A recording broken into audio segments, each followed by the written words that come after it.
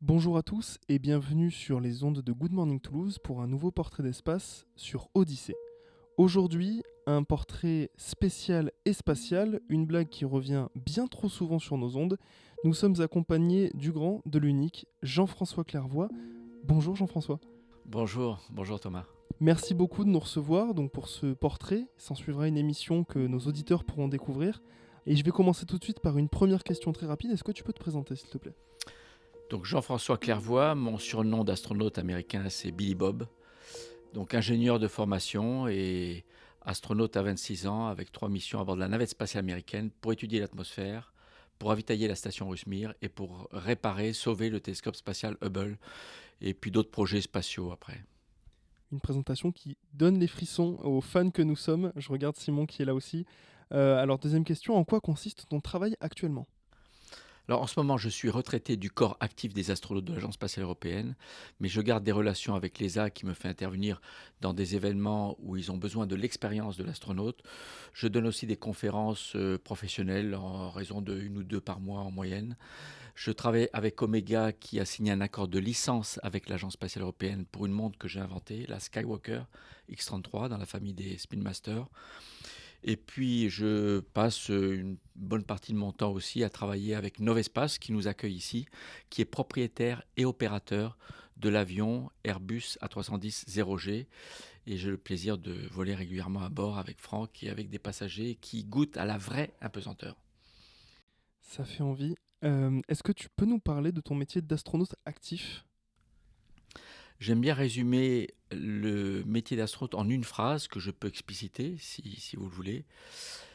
Ça consiste à être opérateur de machines complexes dans un environnement extrême, hostile, confiné et isolé. Et aussi à représenter son agence spatiale, son pays, qui est un peu un rôle d'ambassadeur. Mais concrètement, au quotidien dans l'espace, il s'agit de faire fonctionner des machines. Alors, les machines complexes, c'est le vaisseau, le scaphandre, le bras robotique. Dans le cadre de la station spatiale, à 70% du temps, les machines qu'on confie aux astronautes, ce sont des expériences scientifiques que l'astronaute fait fonctionner, mais ce n'est pas lui qui analyse les données et publie dans les revues. Ce sont des chercheurs qui sont sur Terre. Alors, extrême parce que dehors c'est le vide, les températures varient de moins de 100 à plus de 100 degrés. On est soumis à l'apesanteur en continu qui est une condition extrême pour le corps humain, mais ça Franck Lehaut pourra vous en parler, mon ami et co-auteur du livre dont on va parler. Et hostile parce que nous sommes soumis à deux risques majeurs en orbite. C'est le risque d'impact de débris qui peut détruire notre vaisseau et nous tuer, et aussi le risque d'irradiation excessive des rayons cosmiques, des protons du Soleil qui peuvent abîmer notre ADN gravement.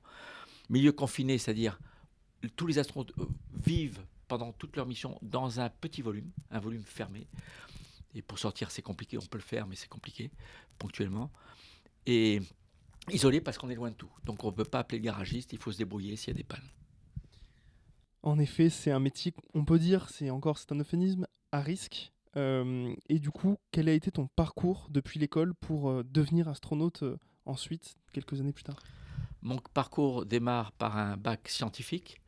J'ai choisi de poursuivre par ce qu'on appelle les classes préparatoires. C'est spécifique à la France pour préparer des concours dites de grandes écoles d'ingénieurs. J'ai eu la chance que j'ai aidé un peu, mais il y a un peu de chance. Je suis rentré à l'école polytechnique qui permet de repousser l'échéance à laquelle on doit finalement se décider pour une discipline plus spécialisée qu'une autre.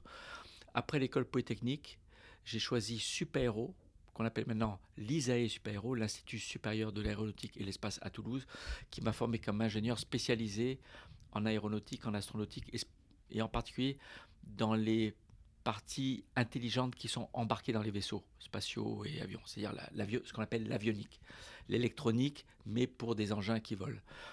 Et dans la foulée, j'ai travaillé au CNES, le Centre national d'études spatiales, qui est l'agence spatiale française.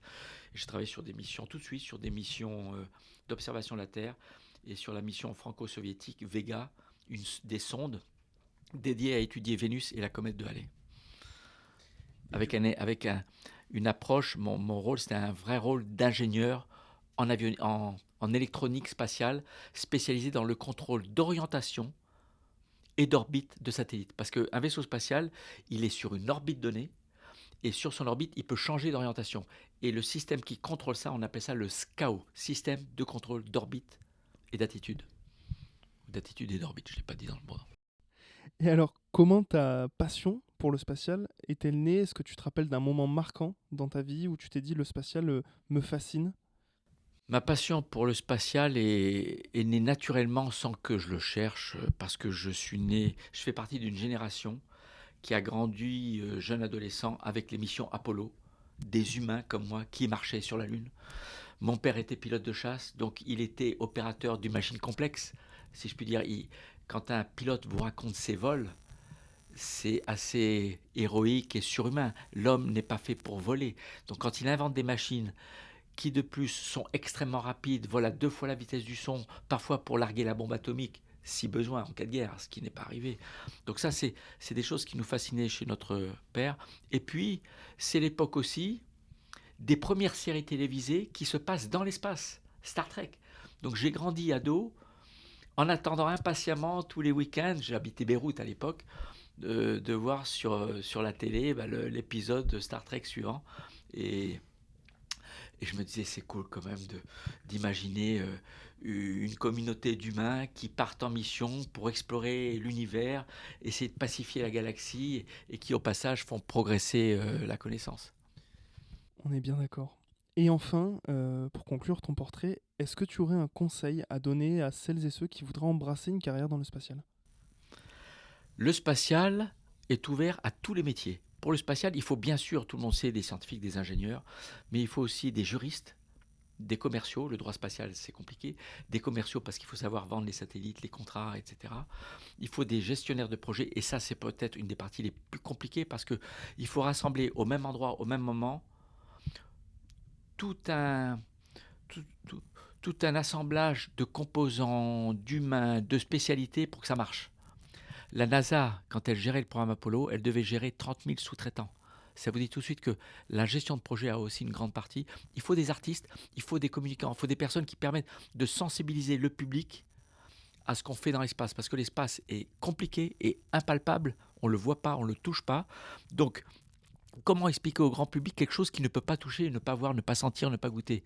Il faut des communicants. Donc pour ça, des artistes qui font des films, qui écrivent des bouquins, des romans, qui prennent des photos magnifiques, comme Hubble. Hubble, c'est un artiste, hein, le télescope qui prend les photos de l'univers. Voilà. Donc en fait, quel que soit votre intérêt classique, vous pouvez trouver votre place dans le spatial.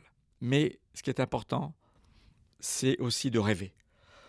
Toutes les personnes qui travaillent dans le spatial, je dirais 90%, sont des personnes passionnées. Qu'elles soient scientifiques, littéraires, artistes, commerciales, financières. C'est des gens passionnés parce que quand vous travaillez dans le spatial, vous travaillez dans une aventure très forte sur le plan humain, sur le risque et sur les mystères qui nous aident à déchiffrer. Et dès qu'on touche au mystère, c'est attrayant. On le confirme, le spatial nous fait rêver et est très très attrayant. Merci beaucoup Jean-François Clairvaux pour ce magnifique portrait et on se retrouve tout de suite pour une émission. Avec plaisir.